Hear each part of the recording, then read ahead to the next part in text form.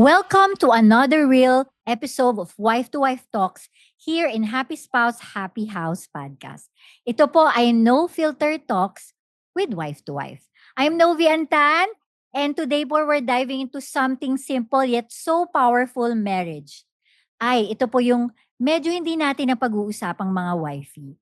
And this is the beauty of listening. Yeah. We're not talking about yung sinasabing I heard you. Hindi po yun.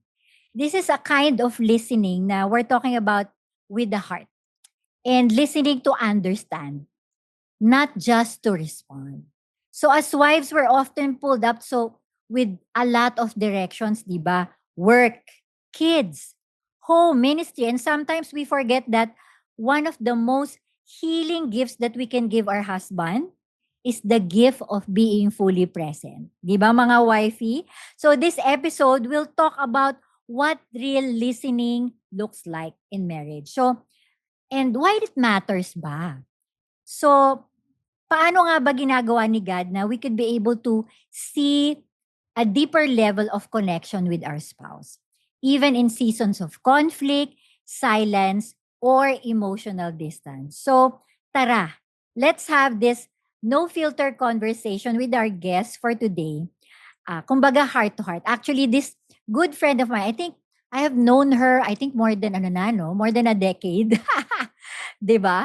And Yeah. natutuwa ako kumbaga behind the scenes, I am so proud of her because I have seen her during the pandemic when even now talagang very active siya helping other people, especially a lot of families. Ito yung taong talagang walang keme. Makikita mo siya very, put together, very poised, very beautiful. Yeah, yeah, yeah.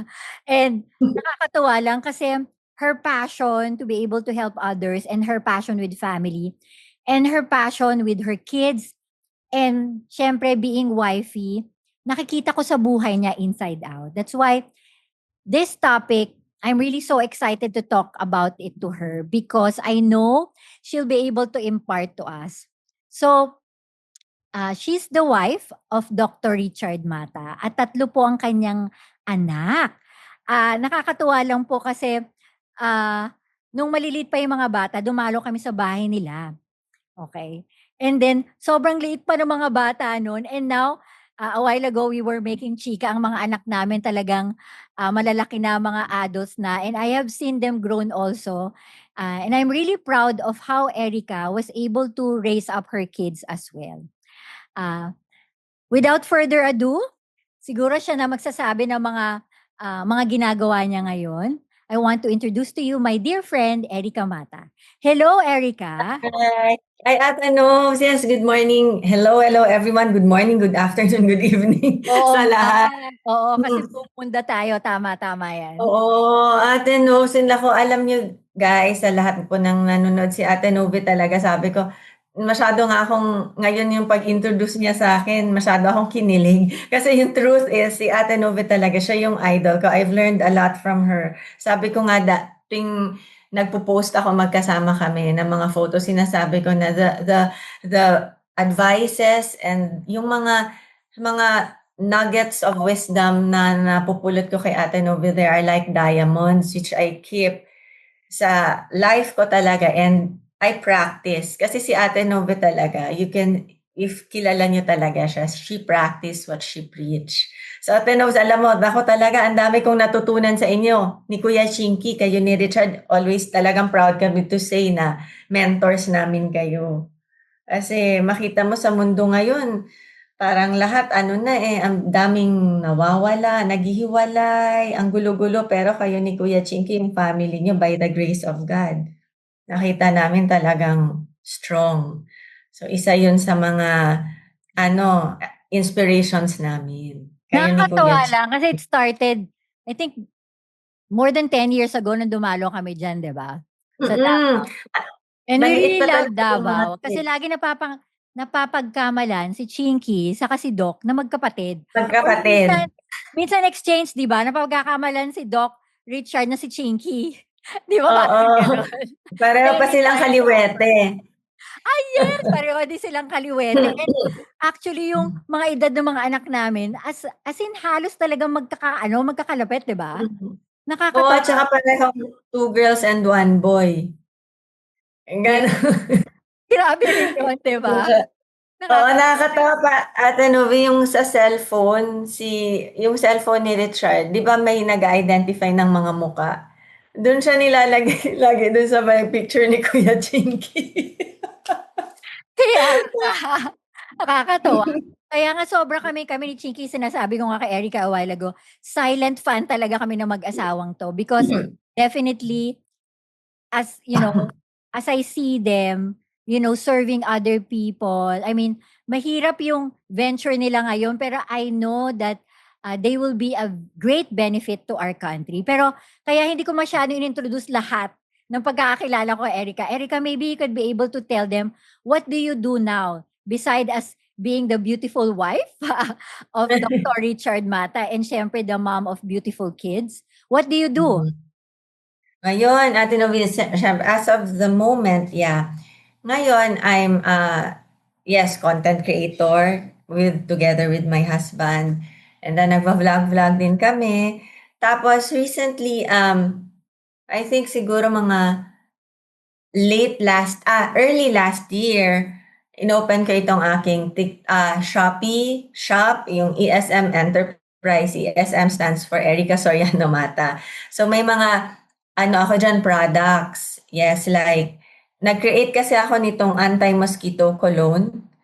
Cielo Olor ang name niya. So yun yung mga binibenta ko doon na products. At the same time, may vitamins kami, yung colostrum yun. So it's for in the immune system naman. So yan yung pinagkakabisihan ko ngayon aside from being the assistant and yaya of my husband.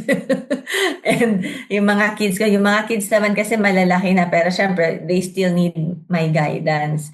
So yun yung focus ko ngayon, yung sa business ko and eto nga yung sa husband ko and ano, active din kami. Ngayon may upcoming kami na mga free clinics. So ang first na free clinic namin, Ate Novi, is on July 26. So eto, magbibigay kami ng mga libreng gamot and mag-check up kami sa isang barangay dito sa Davao. And hopefully, by the grace of God, magtuloy-tuloy siya na maikot pa namin lahat ng barangay dito. So yun yung aming, ngayon, ginugol, yun yung aming target. So, Erica, ano mga pinagkakagawa mo ngayon? I'm sure, no, ang dami mong ganap dahil nga as a wife, as a mom, and as a businesswoman. Mhm.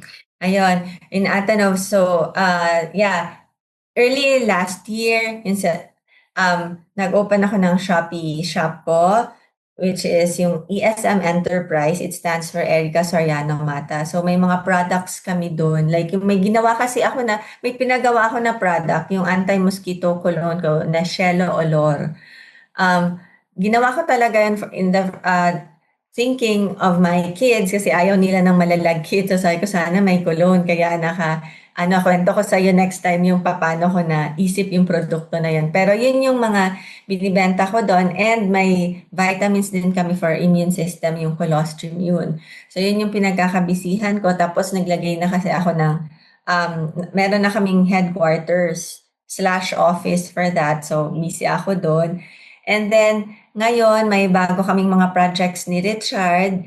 Ang plano namin is free clinics. Iikot kami sa lahat ng barangay. Unahin namin ang Davao City mismo. So, ang first namin is on July 26 sa isang barangay dito. Mag-free clinic kami and magbibigay kami ng mga libreng gamot.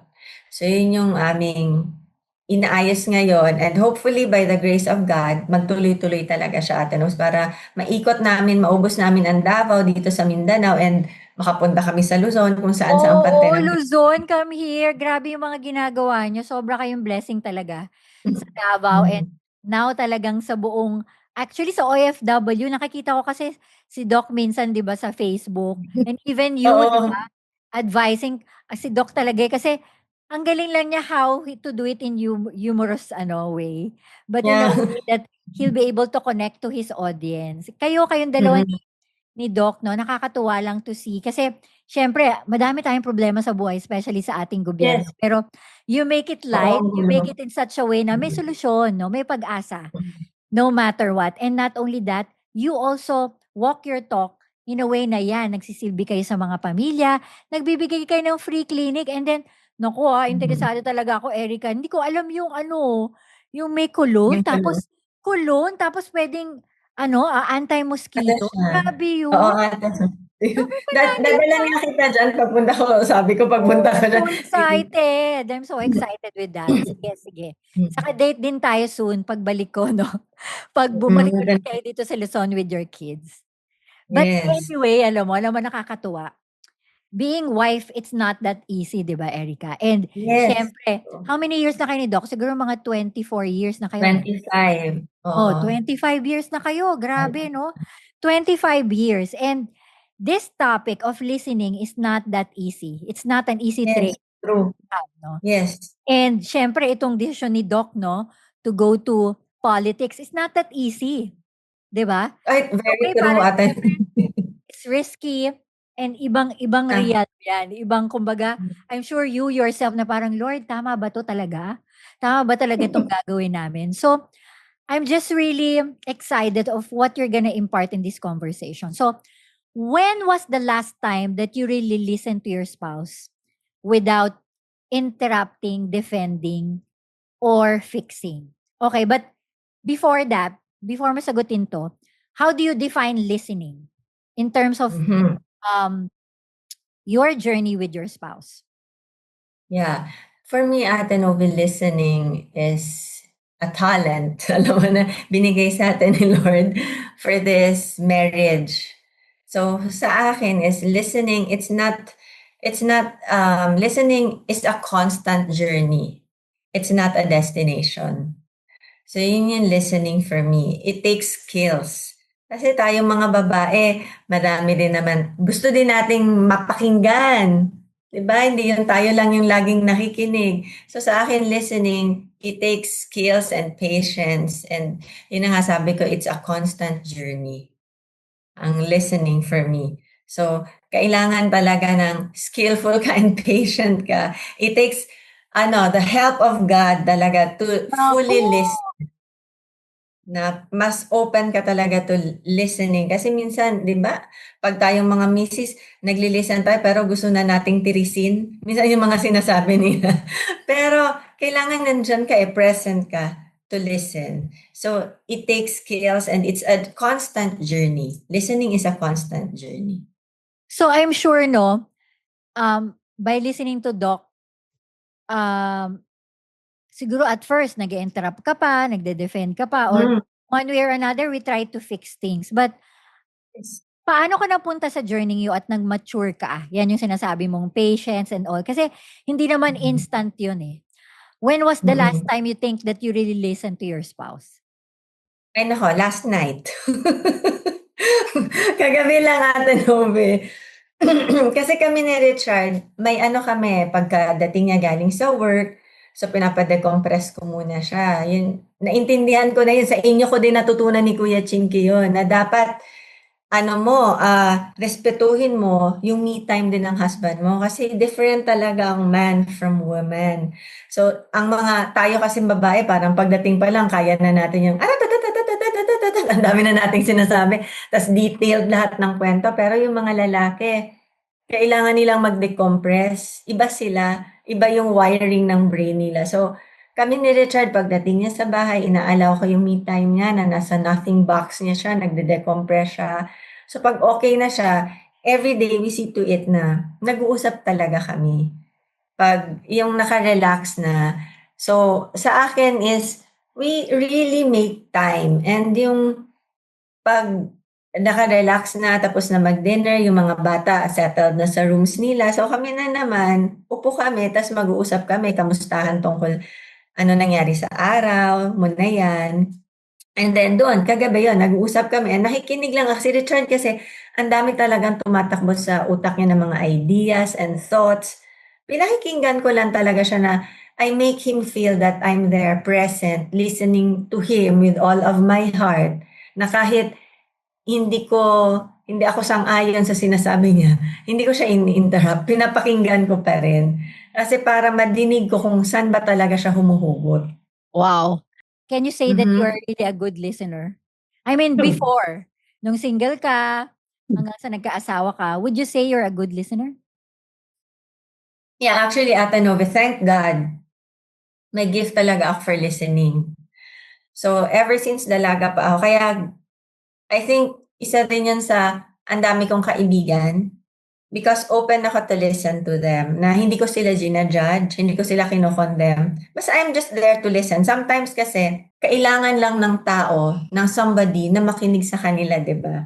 Kahit anong sabihin nila na makinig ka lang, wag mong i-judge, wag mong i-condemn, nandyan ka lang to listen and to validate their feelings. Parang so ako, na-train na ako ng ganyan while growing up. Ano talaga ako, so hindi masyadong malaki ang adjustment ko ngayong nag-asawa na. Pero syempre, ang dynamics naman ng marriage, iba sa yung dalaga ka with your friends na nakikinig ka. Pero yeah, hindi ganun kalaki ang adjustment ko. Pero may mga times din talaga na 'pag nagsasalita si Richard na nagli-listen ako, gusto ko na talagang mag-butt in na parang, "Uy, mali yan, hindi yan dapat ganyan." Pero yeah, I make him feel na talagang nakikinig ako. Pero sometimes tayong mga babae may mga days din na may topak tayo, 'di ba, Ate Nobel, na Oo, 'di parang ba? Totoo naman 'yun. oo, na parang ayoko siyang parang ano ba, nakakairita na lalo na 'pag yung mga kinikwento niya sa akin kasi mahilig si Richard sa computers, eh, technical. So Aha. 'pag nagkukuwento nun ang dating sa akin alien, wala talaga akong maintindihan parang ano daw, eh, kasi yung app na ganito may ganito, so parang, nakatulala na lang pero nandiyan ako nakikinig sa kanya so sasabihin ko na lang, "So anong plano mo, paano ba yan, puwede mo i-explain further sa akin kasi hindi ko talaga maintindihan." So yun yung the way kami mag-usap na alam ko naman tinanong ko nga siya kagabi kasi napag-usapan namin 'tong podcast natin sabi ko, "Mahal, nararamdaman mo ba talaga na pinakikinggan kita?" That's good, Sabi niya, that's good. So, "Oo." papaano 'yan? Anong definition kay Doc Mata ng being heard personally? Anong definition Yeah, niya? And and also to you, para sa'yo, mhm, 'pag ano, nag-uusap kayo 'no, bilang mag-asawa, naisip mo, mm. "Ay, nakikinig siya talaga," or vice versa naman with Doc? For us, yung being heard, actually natanong ko sa kanya yun kagabi kasi inano ko nga, jinot down ko ano ba yung sinagot niya dun. Kasi tinanong ko, sabi ko na, "What is being heard for you?" Kasi for me, which is maganda naman kasi parang nagtugma yung sagot naming dalawa. Sa amin kasi being heard, it's not yung plain na, "Kamusta ka na?" Tapos nakinig ka. It's more than that, eh. Sa amin being heard means you listen you listen to understand, not to respond. So that's what being heard is for us. Sa akin din, I listen to understand, not to respond. And practice empathy. So we respond with empathy. Put yourself in his shoes. Like, ako, yun yung ano ko, nilalagay ko, parang ako ba, pag, alam mo yung, nire-remind ko lagi ang sarili ko, Ate Novi, na do unto others what you want others do unto you. Paano 'pag kunyari nag-open up siya sa akin, nakinig ako, tapos bigla ko na lang siyang haharangin or magba-butt-in ako or sisitahin ko yung mga ideas niya, what will he feel? Parang gano'n din sa akin. Ako 'pag nag-open up na gusto ko lang may makinig sa akin tapos bigla akong ija-judge, iko-condemn, anong mararamdaman ko? So yun yung being heard for me. It's listening to understand. We listen to understand and to respond with empathy. So, pareho kayo ni Doc do'n ng definition, 'no? Yes, hindi siya yung plain na, "Oh, mahal kamusta ka na?" Tas, "Okey, okey." It's deeper for us yung being heard. That's It's good. sometimes 'di ba, Ate Nove, action speaks louder than words. Yeah. Sasabihin nila na okey siya or mag-o-open up siya pero makita mo naman sa galaw niya na parang hindi tugma dun sa sinasabi niya. Ibig sabihin may gusto pa siyang sabihin sa'yo na hindi niya ma-put into words. So Mhm. dapat you give your 100% focus. That's good. Thank you for sharing that. But there have been times ba na you failed to listen to Doc, na naisip mo na Of course. nakapag-disconnect ka on that way? Ano Oo, 'yun? of course. Maraming times, Ate Novi, lalo na 'pag naririndi ako. Kasi tayong mga babae meron tayong tinatawag na hormones, 'di ba? madalas tayo lalo na 'pag malapit na yung period mo or katatapos ng period Totoo mo, yan. sobrang init ng tapos ito pa nakakatawa, hindi ko maintindihan, which is hindi lang pala ako, kasi tinanong ko yung iba kong friends, yung pinagbubuntunan ng init ng ulo nila yung asawa. Ngayon gano'n kasi ako, Ate Nobby, may mga panahon talaga na parang hindi ko maintindihan bakit 'pag nakikita ko yung mukha niya naiinis na ako, naiirita ako. So may mga panahon na 'pag tinopak ako yung 'pag siyempre yung may hormonal imbalance ka ganyan, marami din lalo na kung 'di ba natural naman talaga siyempre when life is lifey nga na yung sinasabi nila. Ang dami mong iniisip, madami kang concerns, parang ang dami pa pang dapat priorities na dapat tapusin na gawin tapos eto siya parang gustong makipag-usap sa'yo, maraming gustong sabihin, ganyan. Parang yun yung mga moments na parang wala ako sa mood or wala ako sa hindi ako hindi ako fully na nandiyan to listen to him. Alam mo Ate Nobby, hindi pala tama yun kasi ano siya, eh, isa siyang way na magdi-disconnect kayo. Sabi nga 'di ba si Lord nga, 'pag may worries tayo dasal lang tayo, nandiyan talaga siya to listen to us. So yun yung ano ko, sabi ko, si Lord nga nakikinig sa'min. Ako sabi ko na dapat ako parang gano'n din sa asawa ko, makinig din ako sa kung may gusto siyang sabihin, nasa mood man ako or wala. May mga gano'n. Pero si Richard naman naintindihan niya 'pag parang mainit yung ulo ko, naintindihan niya din kasi yung hormones. Na nagfa-fluctuate hormones ng babae. So may mga times talaga which is pinaiintindi ko naman sa kanya, sinasabi ko na, "Chard parang feeling ko nagho-hormonal ako ngayon," ganyan. So kung mainit ang ulo ko or hindi ano tawag dito, masupladahan kita, sabi ko, "Pasensya ka na." Kasi ano lang yun, parang hindi ako yun, yung hormones ko yun kicking in. So pinapaintindi ko naman which is naiintindihan naman niya. Pero yun na nga, ang dami din talagang moments na hindi ako nakikinig sa kanya and parang puro, "Ano ba 'yan? Puro ganyan na lang. Ano ba yung idea mo na 'yan?" Parang puro ganyan yung sagot ko, which is not good. Kasi yun yung reason na isang parang magdi-disconnect kayo ng husband mo, eh. Yeah, it's true. But with that 'no, siguro gawin natin in a practical way. So, papaano yun nung nag-decide si Doc na tumakbo? How did you listen to him? Hmm, That's hard 'no? How did you very hard. oo, kasi siyempre I'm sure madami kayong ikaw personally as a wife madami kang Yeah, ibang ibang mundo 'yan, oo, hindi gano'n kabilis. I mean, yes, daming bashers, ang daming puwedeng manira, iba talaga. So mm. do'n ako talaga curious, Erica, how did you listen to him on that end? Actually, last year yun, ganito yung kwento nun Ate Novi. Si Richard, I know him talaga na he is so patriotic. Sobrang makabayan talaga Ate Novi. Yung parang, ako kasi may mga moments ako na, Chard, alis na kaya tayo sa Pilipinas, mag-migrate tayo. Ang daming offers sa amin dati. Nagtataka ako hindi pa maganda yung financial status namin that time. Di ba? Dapat parang, "O sige, grab natin yan para, ano siya, ayaw niya talaga. Ako parang, "Ano ba 'to? Dali ka na, may opportunity na dun na maganda sa ibang bansa, ba't ayaw mo pa?" Talagang dito lang talaga daw siya. So, alam ko from the very start na gano'n siya, which is tanggap ko naman na gano'n siya. So, siyempre as a wife, I have to submit and I know what he is doing naman. I trust Richard. So, alam ko na we will be safe. Ngayon itong yung sa tanong mo Ate Novi na anong naramdaman ko papaano, ganito yung nagpaalam siya na gusto daw niyang pasukin ang politics. Napakamot ako ng ulo kasi ako very private person. Sabi ko na, "Chard, ito ngang pagiging content creator natin nakailang pilit ka pa sa'kin bago ako nag-appear." Parang talagang kinausap niya pa ako bago ako nag-appear, hindi ako yung mas gusto ko behind the scenes, mas gusto kong hindi nakikita, mas very private ako na tao. So, sabi ko itong papasukin niya ngayon, politics, ang gulo niyan. Alam nating lahat ang gulo, hindi safe, lahat pati personal na buhay mo mahuhukay, hindi ka dapat balat sibuyas. Pero inexplain niya naman talaga yung passion niya for it. Tapos sabi ko, tinanong ko talaga siya anong plataporma niya at bakit niya 'to papasukin. Siyempre gusto ko siguraduhin Ate Nove kasi sabi ko, na satisfied naman na ako kahit hindi kami yung simpleng buhay ganito, okey na sa'kin, ito magiging komplikado pa.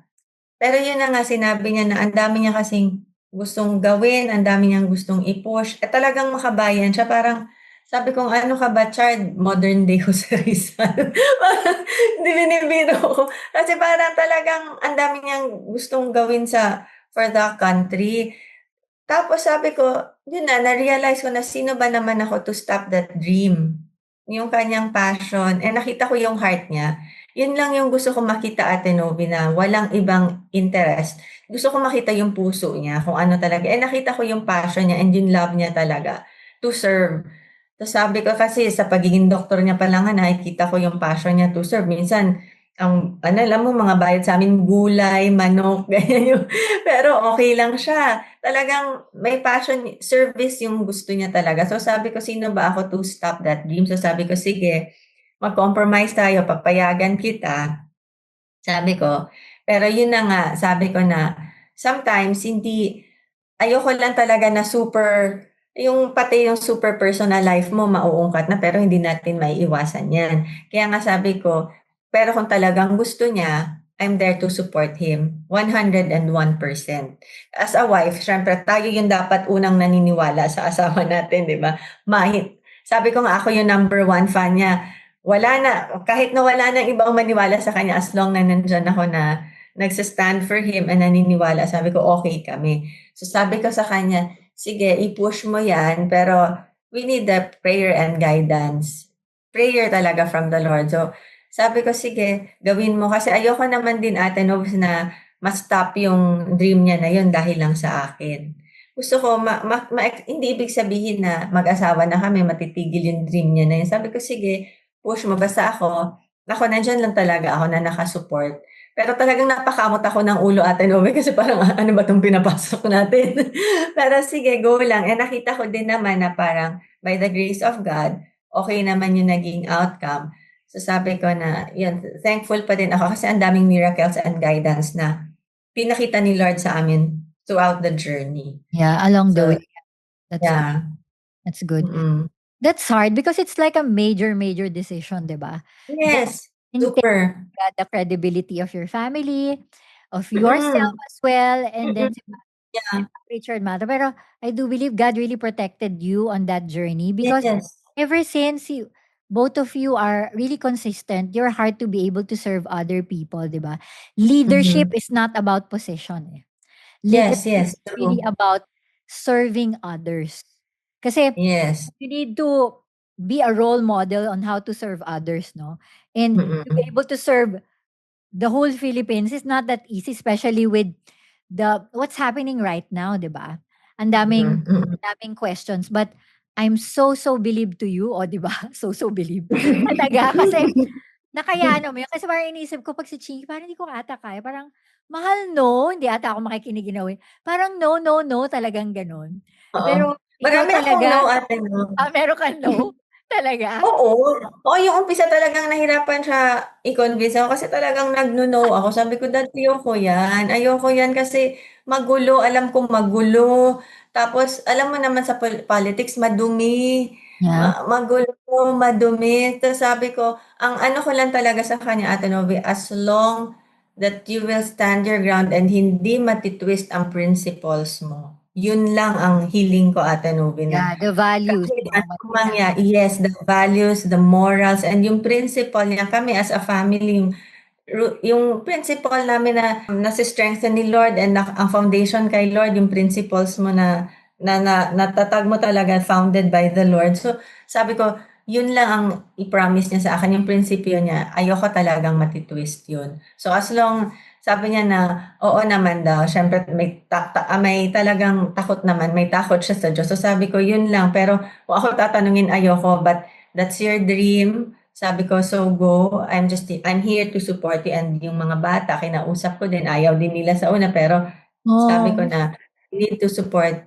your dad kasi dream niya talaga." So, nagkaisa kami to support him. Basta yung hiling lang namin sa kanya, yung principles, 'wag mati-twist.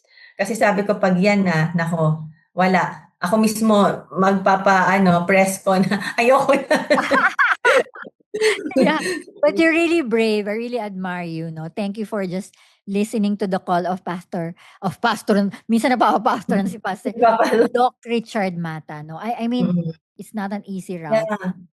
It's really a big deal, but talaga yung bravery mo to be able to stand with him is really worth emulating for. So, thank you. But, Erica, syempre ang mga asawa natin may pinagdadaanan din sila, di ba?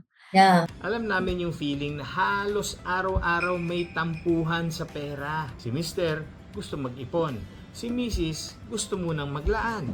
Si Mrs. gusto ng time. Mister pagod sa work. May bills pa na kailangan mga bayaran. Dumaan din kami dyan. Pero natutunan naming ayusin ang usapan bago pa maging awayan. Iniimbitahan po namin kayong lahat para sa ating free webinar entitled Pera, Pamilya at Pag-aasawa. Siyempre, sinong makakasama nyo? Ako, Coach Mary Ann Peña. And Coach Chico. Para pag-usapan natin kung anong gagawin natin para maging magaan at masaya ang ating pagsasama. Kaya, huwag niyong kalimutan, free webinar po ito. Just type JOIN, J-O-I-N, to register for this free webinar para matutunan kung paano maging mas kalmado at mas buo bilang mag-asawa. Kita-kits! May Yes. hormones. May hormones din sila.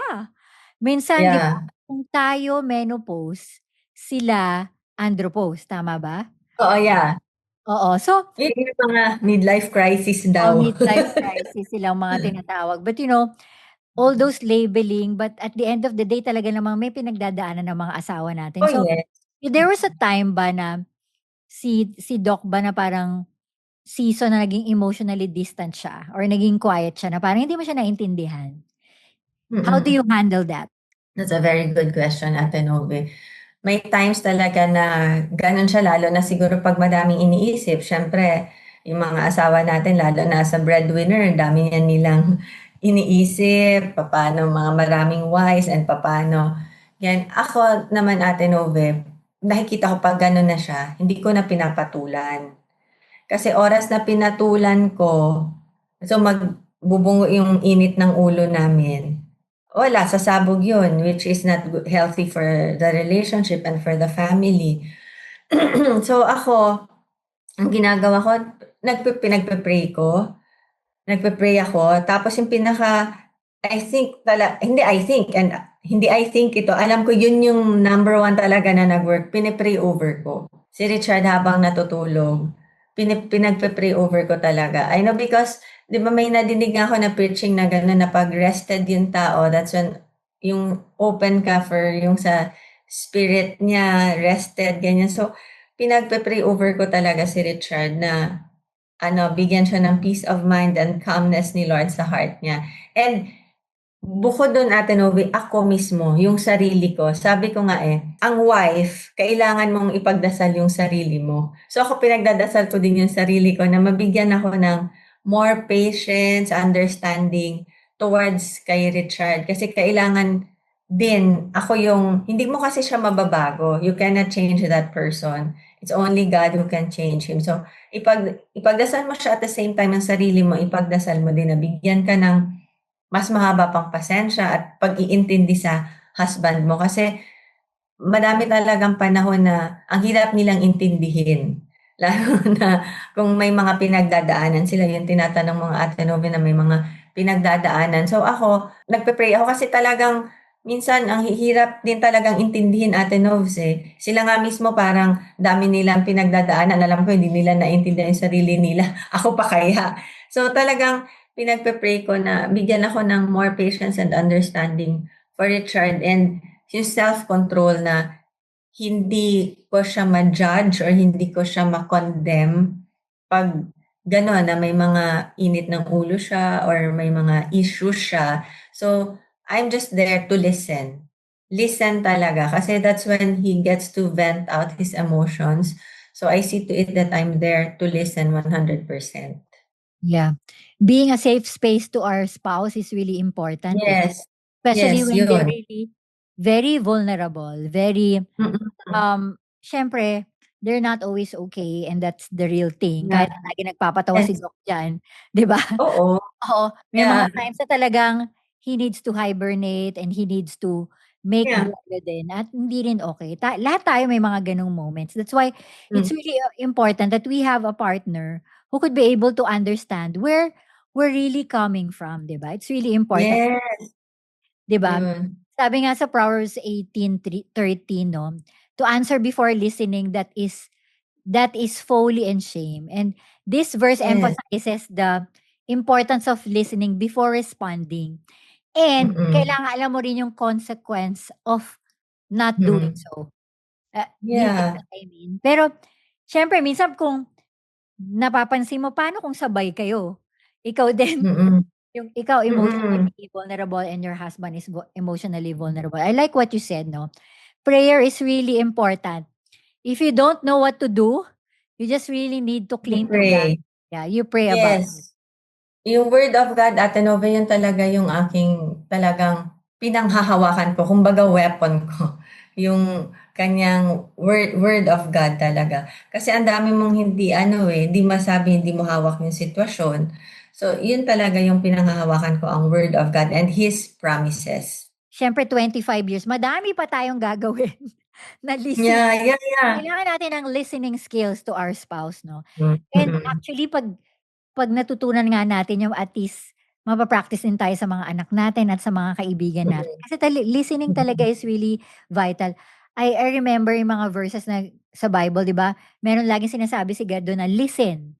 Lagi niya ini-emphasize yun. Listen. Kasi it's really hard to listen. It's a skill that you need to acquire. Yes. And we have to do it intentionally. So, if I may ask, what habits or heart postures that have helped you to be able to improve in that listening skill, to be a better listener? How Yeah. do you make yourself intentional on that end? Kasi nga, minsan, di ba, the spirit of familiarity is there. And sometimes, Yes. hindi mo, syempre, nandiyan ka lang, ngayon, yan na naman, kukwento mo. Alam mo yung mga ganun tendency na gusto mo talaga minsan magsalita na, bigyan mo ng solusyon or mag-comment. But how do you go about, how do God speak to you to be able to be a better listener to your spouse? Ang ginagawa ko, bumabalik ako sa noon, nung pinakauna ko pang na-meet si Richard, yung kilig-kilig moments pa na, di ba pag gano'n yung mga panahon na yan, parang talagang gustong-gusto mong makinig sa kanya. Parang kinikilig ka, talagang gusto mong makinig, parang kahit favorite color niya, gusto mong malaman, yung mga every little detail. So, ako, I see to it na hindi ko winawala sa akin yun. Parang nire-remind ko lagi ang sarili ko na, hey, that's Erica, that's the most important person in your life. That's your major decision. Siya yung pinili mo, siya yung mahal mo sa buhay. Siya yung partner mo, siya yung binigay ni Lord sa'yo. So, bigyan mo ng importansya. Yun lagi kong nire-remind sa sarili ko, Ate Nove. Kasi masyado na, sa 25 years kami ni Sean, masyado na kaming familiar na to the point na parang minsan, di ba, akala mo kapatid mo na yung kasama mo. Sobrang familiarity talaga. So ako talagang binabalik ko yun sa panahon na ito yung isa sa mga malaking desisyon ko sa buhay ko na mahal ko na tao. So ano ba ako sa kanya dati? Paano ba kami yung may spark, may kilig na talagang gusto naming mapakinggan and marinig yung boses ng isa't isa every second of the day.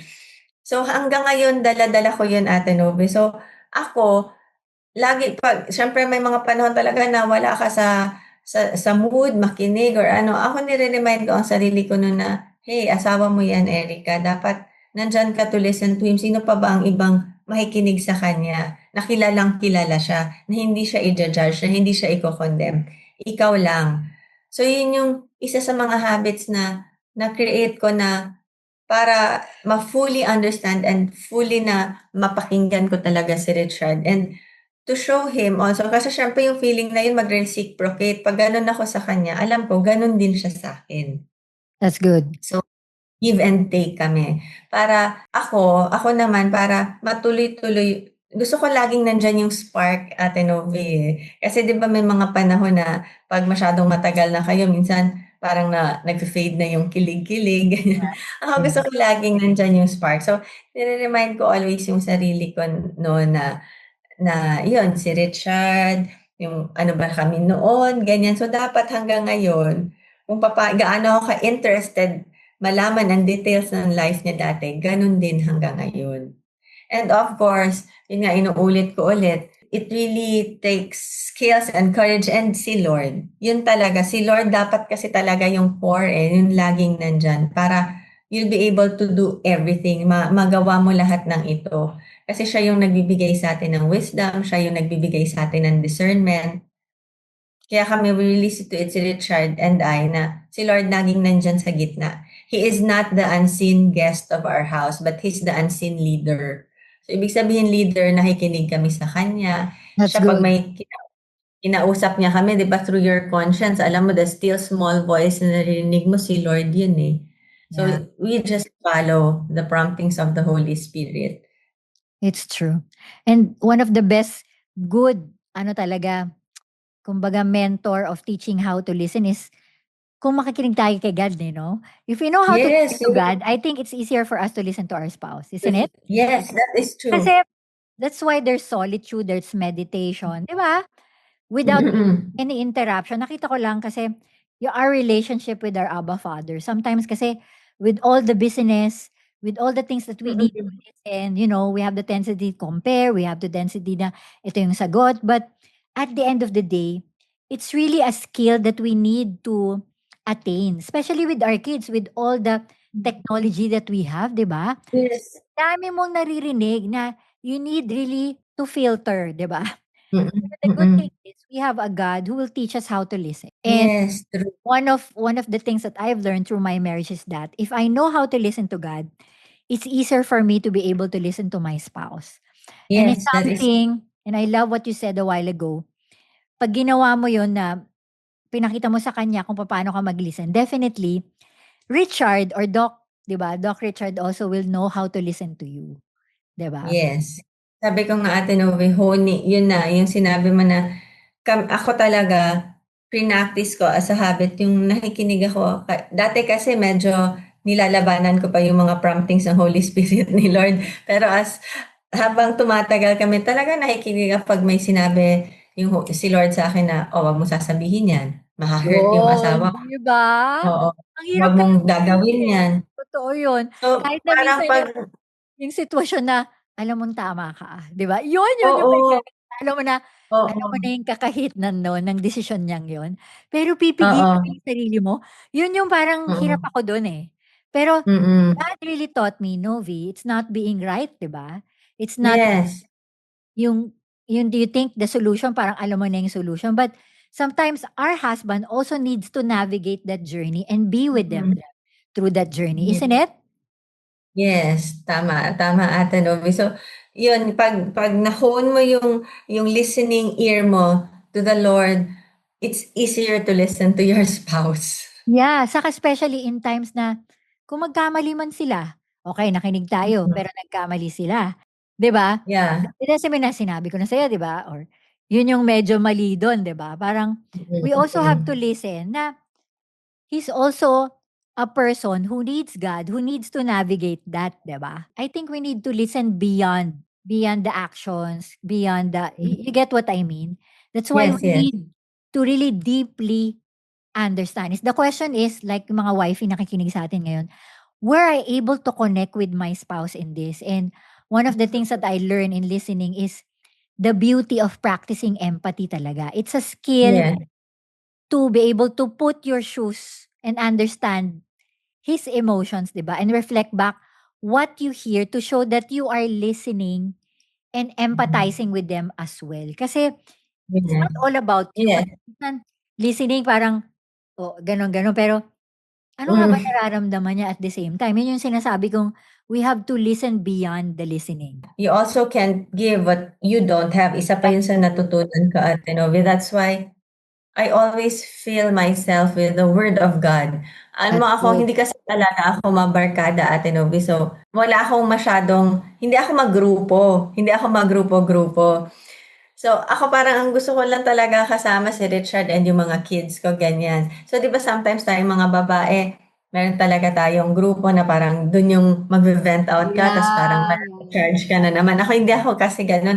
Ginagawa ko, Ako it's from the morning na paggising ko pa lang nakikinig na ako sa mga preachings, mga ganyan. So habang nagda-drive ako, nakikinig ako sa mga preachings. Minsan kahit naliligo ako, naka-on yung phone ko, nakikinig ako sa mga preachings kasi I wanna fill my heart with the word of God, with His wisdom, so that pag kinailangan nila ang advice ko or ako, my kids, kay Richard, and even sa my friends, meron akong ibibigay. Kasi I cannot give what I don't have. So I have to fill my That's heart, good. I have to fill That's my with good, positive thoughts. And yung galing lahat kay Lord, mga wisdom and discernments na binibigay niya. So I have to fill myself with that. Para at the same time, ako, kay Richard, yun din yung maibigay ko sa kanya. Yun din yung isang natutunan ko, Ate Nose. Yeah, you cannot be able to serve others or understand others if you yourself is an Yeah. empty tank, 'di ba? Kung Yeah. if you don't really fill yourself with the word of God and you really have to guard your inputs eh. Yes, that is true. Yun din yung way for you to be able to respond to other people, Yeah. especially with the people that you love. So, ang dami na natin ang pag-usapan and I love our conversation, Erica. But if there's one tip that you could be able to share to a wife who wants to grow in this area, what would you say to a wife who's having a hard time, no? Having a hard time listening kasi feeling niya hindi siya nakikita. She feels Mhm. unnoticed, she feels unappreciated. Yeah. What can you say to a wife who is listening right now? First is pray for patience. That is the most important. Pray, talk to God.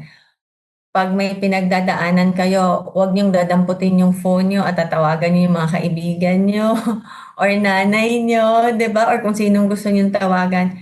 Kay Lord kayo magsumbong. Pray. Ako yun yung unang takbuhan ko talaga. I pray. Puwede mo na nandiyan naman si Lord, kasama mo siya, nasa puso mo siya, kausapin mo. Pray for patience, and then just keep on going. Huwag kang give up because there's always hope. Your hope should be anchored with the Lord. There's always hope. Just keep on going. And kung may time, bigyan mo ng time na labigin mo asawa mo and then express your need for appreciation. Yun yung natutunan ko. Minsan kasi ang mga lalaki sila hindi sila katulad nating mga babae na nakakaramdam and hindi ko din naman gustong sabihin na insensitive sila pero ganun yung mga lalaki. Minsan kailangan mong sabihin sa kanila para maintindihan nila. So you have to express your need for appreciation. Gently point it out in a calm and not non-accusatory moment. So, ayusin mo yung pagsabi sa kanya na hindi din yung dating na parang gina-judge mo siya or gusto mong makipag-away. So, gently point it out na yung as a wife, kailangan mo ding madinig at ma-appreciate every now and then. Kasi kung ano yung the way kanya i-treat, syempre yun din yung maibibigay mo sa kanya pag nakakabalik. And eventually, alam nyo, pag you just keep on going, huwag kang give up, eventually, your husband will realize. Sometimes kasi, baka lang din iba yung, minsan intindihin din natin, no? Kasi pinalaki tayo sa iba't ibang environment. Sometimes yung husband natin, baka iba lang yung dynamics nila sa bahay nila while growing up. I-compare sa iyo. So, minsan dapat intindihin mo din yun na baka hindi talaga ganyan yung ugali niya. Hindi sa insensitive siya and ayaw niyang makinig or hindi siya marunong mag-appreciate. Pero para sa kanya siguro, yun na yung form of appreciation niya. Kasi ganun yung dynamics habang lumalaki siya. So, you have to let him understand na iba na. May asawa ka na. So, ngayon kaming mga babae, kailangan din naming madinig yung mga salitang minsan i-appreciate mo na, wow, maganda ka. Or i-appreciate yung mga ginagawa niyo. Yeah. So, kailangan minsan kasi maging vocal ka, sabihin mo sa asawa mo na kung normal lang sa kanila yung gano'n na parang okay lang, hindi ina-appreciate or ano, sa iyo hindi, kailangan mo ng verbalize. So, pinaintindi ko lahat yun sa kanya. So, yun yung advice na mabibigay ko sa mga wives. Just don't give up. Keep on praying. That's And good. sabi, don't condemn them and don't judge them. Sabi nga sa Bible, di ba, not by might nor by power, but by my spirit, says the Lord. So Mm. you really need the Lord to be there. Always pray. Pray for patience, for understanding for your husband. Ikaw mismo, sarili mo yung ipagdasal mo. Kasi kailangan mo yun. Yes, totoo yan. Thank you so much, Erica. Thank you for joining us in today's Wife to Wife Talks, No Filter Conversation here in Happy Spouse, Happy House Podcast. So, mga wifey, no? Ang daming magagandang tips na binigay si Erica. Maraming salamat. So, if you're walking away from this episode and maybe you can ask, Lord, help me to listen better. You are not alone, di ba, Erica? And we're all Yes. learning, we're all growing, no? But here's a call to action for this week. Maybe, ako kasi mahilig ako mag-journal, Erica. I know mahilig ka rin eh. Maybe you could be able to ask in your own reflection, what keeps me from being a better listener? Maybe you can ask, distraction ba? Pride ba? No filter lang with Yeah. God, di ba? Tiredness ba dahil pagoda ka? Or Oo. assumption. Minsan kasi, ano yun, trap yun eh. Minsan nag-a-assume tayo pero hindi naman talaga. Or, how would your marriage change if I started listening more and talking less? Maybe you can get a journal and put all of this question. And ang magandang mga question that I can be able to share to you is, what are ways I can create to be a safe space for my husband to be able to open up? Yeah. Alam mo, for us to be able to be a good listener, we need to be willing to really listen and really be fully present, di ba?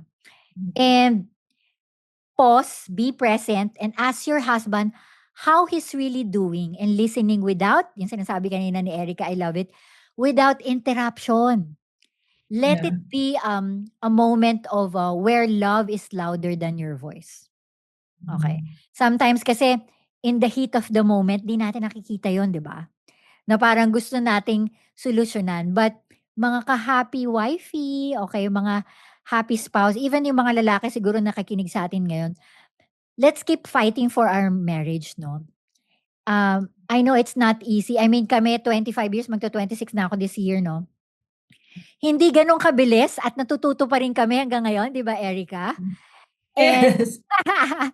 this skill is not that easy, but remember, being a good listener to your spouse requires practice. So kailangan intentional. And we have to have the willingness to put their needs, ayan ang mahirap, their needs and feelings before our own. 'Di ba, Erica? And Selfless. oo. We need to actively, this is the word, actively listening and empathizing so that it can strengthen our relationship to have a deeper connection with our spouse. So, yan talaga ang mga wish namin sa inyo, mga ka-happy spouse, happy house listeners. So, Erica, if it's okay, let's pray for our listeners right now who are listening. And I hope Yeah. talagang madami silang matutunan sa conversation na to. Erica? Yes. Yes. Lord Jesus, thank you for this time. Thank you for this podcast. Oh Lord, may this past podcast bless a lot of people, a lot of lives, a lot of wives, of a lot of families, Lord. And Lord, we pray for guidance, wisdom, and discernment for all of us, Lord Jesus, that we may be able to always hear your voice. We may practice hearing your voice, Lord, and obeying what you've said and obeying your word, Lord Jesus. Please give us the heart and the feelings, Lord Jesus, to just be there and be present for our spouses, Lord, and for our children. And Lord Jesus, we just surrender everything to you, all our worries and cares, all of our problems, Lord Jesus. We know that you will take care of everything, oh Lord Jesus. We just want to give everything to you, Lord. In the mighty name of Jesus, we pray. Amen. Yes, amen. Lord, thank you, Lord, for Erica. Thank you, Lord, for her life and just showing us the role model of how to be a good listener to our spouse. Lord, but thank you for reminding us the power of listening, Lord. You are a God who hears our every cry, our every whisper, our every unspoken words. And you call us to reflect that same kind of love in our marriage. Thank you, Abba. Help us to be quick to listen, slow to speak, and slow to anger. And if there's any pride that you need to remove, minsan meron kaming defensiveness and distraction from our hearts, Lord, Give us ears to hear not just the words, but help us to hear the emotion and a heart to seek to understand and not just reply. So let our homes be filled with grace-filled conversation, especially healing silence with our spouse. Because if we know that we'll be able to show that, our kids will be able to follow us well, and all the people who are listening to us and watching us, Lord. Help us, oh Father. Thank you, Lord, for being a good role model to us, Lord, in Jesus' name. Amen. Maraming salamat sa pakikinig sa Happy Spouse, Happy House here in Wife to Wife Talks. No filter conversation. If there's anything that you want us to discuss or you want to talk about, you can DM us, no? Nandito po kami. Magtulungan tayo, no? And wag tayong mahiya kung kailangan natin ng tulong, yun yung parang pinakaano, 'di ba? Way for us to be able to practice, no? Sometimes kasi 'pag minsan feeling mo nakakahiya, "Novi, hindi ako marunong mag-listen." It's okay. Kaya nga po nandito po yung platform para po magtulungan tayo at pag-usapan po natin ito. Hindi pa huli ang lahat. That's why nga po dito po sa Happy Spouse, Happy House, if you think this is valuable, you can follow us in our Facebook, TikTok, and YouTube account. Also, you could be able to DM us. And also, if you want us to do some workshop with your own place, you can also have that workshop. Counseling, we're also open for counseling. You can also DM us. Wag po kayong mag-hesitate. Ang goal po rito sa amin dito sa Happy Spouse, Happy House is magtulungan po dahil bawat pamilya po ay may pag-asa.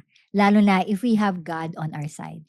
So, Erica, if there's anything that you want to announce in this podcast, saan po namin kayo mafa-follow? Oh yeah, ano po, we have a page, shared page kami ng husband ko. It's Dr. Richard and Erica Mata. Yun po, i-search nyo sa Facebook. Yun yung aming page ng husband ko. And also sa Instagram, we also have Dr. Richard and Erica. Yun naman yung Instagram account namin. So, kung gusto niyo pong matawa, kung gusto niyo pong matawa and basta mga kamaritesan o ano pa ba dyan, follow niyo po yung page namin. Yes, kasi may mga skits po kami ng husband ko about married life na we make it light and fun. Yes. So, yeah. Nakakatawa sila. Meron din silang TikTok account. Mga Ay, oo nga pala. Yun, nakalimutan ko. Sobra Yes. akong talaga nare-refresh every time pinapanood ko sila. Tawa ako ng tawa. And nakakatuwa lang kasi I know Doc Richard and Erica is our partner to be able to really impart values to our Filipino families. And their heart to be able to help others is really emulating. Maraming salamat, Erica. And dagdag ko lang, Ate Nose. Ang laking tulong ng book niya sa amin na Happy Life, Happy Wife. Andito yan. Ewan ko kung nakikita mo is, ayun. Ewan ko kung abot ng camera. Andun siya. Meron pa akong ano dito, I homeschool. O, diba? Yan yan, mga... Hindi ko nga kay Doc, dapat gumawa na kayo ng libro. Gawa na rin kayo ng Doc, no? Kasi madami kayo talagang impartation na kailangang i-file na yan. Naku, madaming mas makakabasa. Thank you so much, Erica, for being part of Happy Spouse, Happy House. Thank you so much for having me.